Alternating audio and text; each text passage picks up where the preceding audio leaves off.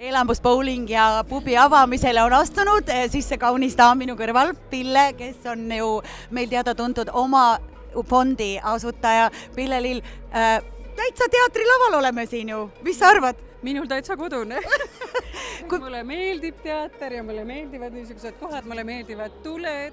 Vahepeal mulle väga ei meeldinud ka, aga nüüd jälle. No minu arust ka sellest tulesärades tekib selline tunne, et ei olegi nagu päris spordiala küll, aga kui palju sa sellise bowlinguga elus kokku puutunud oled?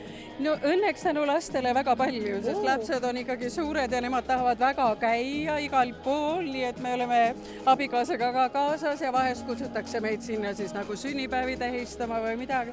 Nii et see on väga vahva ala tegelikult, ma soovitan kõikidele, sest see on niisugune vaheldus, sa tuled siia, sa saad ennast vabaks lasta.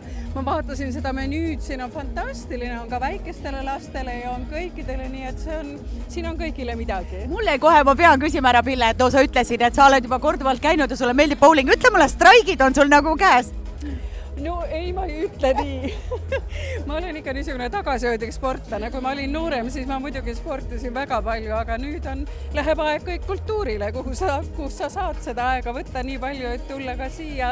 Aga ma ikka käin nii palju kui võimalik. No sina ja kultuur olete kokku loodud. Ma loodan, et sinul läheb elus väga hästi ja meie loodame siin bowlingus, et sind hakkab siin nägema ja kes tahab Pilles straikimist näha, tulge tihedamini kohale. Aitäh sulle ja ilusat peo jätku! Aitäh sulle!